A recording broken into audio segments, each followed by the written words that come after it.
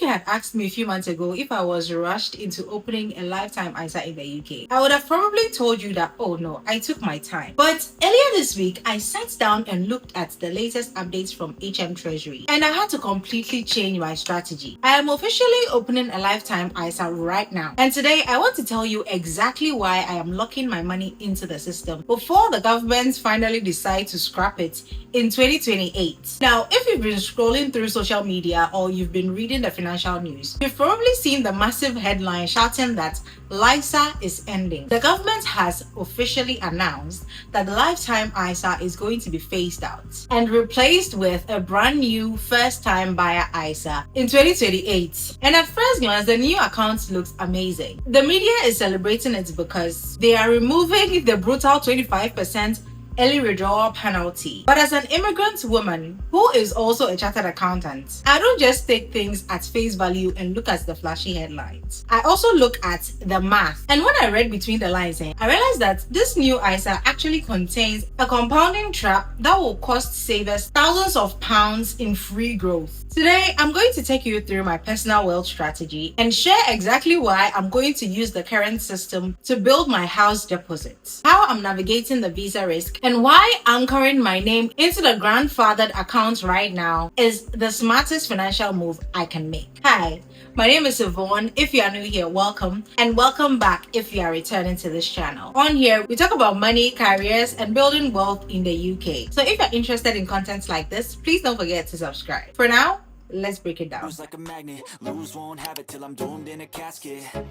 Now, to explain why I opened a LISA today, I need to show you what is actually changing in April 2028. Like I said earlier, the UK government has launched the first-time buyer ISA because they admit the current LISA is too restrictive. And look, I'll give credit where credit is due. The new account has two great upgrades. First, they are scrapping the 25% exit penalty because right now, if I'm saving in a LISA and there is a life change, something has changed and I need my money immediately, the government charges a 25% penalty that would also eat into my original capital. It doesn't just take away the bonus. Now in 2028, the penalty vanishes and you can withdraw your original savings safely. Then second, they are removing the upper age limit. So initially, you could only open a lifetime ISA between the ages of 18 and 39. So you can't open one if you are over 40. But for this new account, that doesn't exist anymore. They've taken it away. So even if you are over 40, you can still open a first-time buyer ISA. Then another thing is that they have removed the 450,000 limit, but I'll get into that later. Because on paper, it sounds like I should just wait for the new account, right? But I refuse to wait because they have quietly changed how the free government bonus is paid. And it completely ruins your compounding interest. You see, under the current lifetime ISA, the government gives you a 25% cash bonus on whatever you save, up to a maximum of £1,000 every single year. But the magic and the reason why I have opened the account right now is that this bonus is paid on a monthly basis. At the end of every month, they will calculate 25% of what you have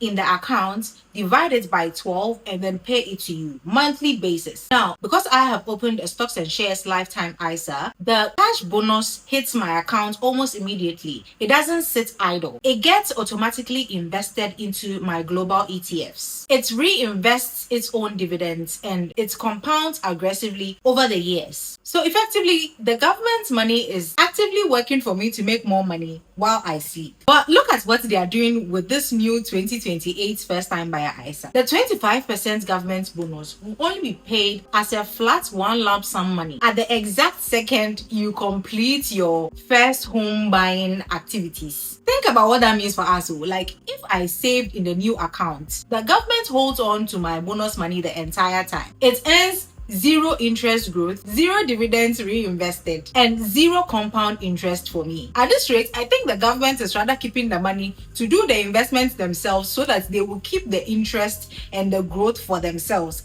and then just give me the capital. I think that is what is currently going to happen. Why give the money to you to make more money with their money? They will make more money with their money and then give you the capital. So by waiting for the new account, I'll be willingly leaving thousands of pounds of stock market growth on the table. I refuse to let the government use money that I am entitled to for their own benefits. when it can be compounding in my portfolio right now. Now, let's talk about the elephant in the room, okay? Visas and property prices. Because I came to the UK on a skilled worker visa, I am very hyper aware about immigration risks. When I first heard about the LISA, I hesitated because I wasn't even sure where I was going to stay, and that 25% penalty just puts me off. And on top of that, as an immigrant, your security is tied to your job. If a company sponsorship fails, having your house deposits trapped under a penalty feels very risky. But the loophole that made me finally pull the trigger was that the government has confirmed that all existing lifetime ISA will be grandfathered in indefinitely, which means by opening the accounts today, I lock in the compounding bonus perks. And if my timeline changes, I have until 2028 to let that money grow before I decide how to deploy it. However, like I was saying earlier, I had to do a quick reality check because there is a 450,000 limit trap on the lifetime ISA, meaning if you are using a lifetime ISA, you can't use the deposit if the price of the house that you are buying is more than £450,000. So for my people who are trying to buy a massive 5-bedroom house in the center of London, they want to be bougie. The prices of those houses in London are in the millions. So it blows the lifetime ISA strategy out of the water. But for me, I am looking for something within the limits. If that is going to be outside London, so be it. And if that is your goal as well, the lifetime ISA is a cheat code. But if you want something that is more flexible, then you are better off saving in an account that is more flexible. Maybe a normal stocks and shares ISA. So far, we know that the lifetime ISA is used to save towards your deposit for your first home, right? It has some limits. You can open it between the ages of 18 and 39. Then you can only use it to buy a house that is not more than £450,000. Then if you are not going to use it to buy that house, you would have to wait until retirement before you can withdraw the money with no penalties and you get to keep your bonuses. If you enter into an emergency, unfortunately things happen and you have to withdraw the money, 25% penalty is going to be slapped on that. So before you open the lifetime ISA, you have to know all of these, right? Now, because the 2026-2027 tax year is approaching fast and April 2028 will come very soon, I am opening my lifetime ISA right now to anchor my grandfathered status. Even if you put one single pound into your LISA today, you legally secure your spot under the old superior rules and you guarantee your future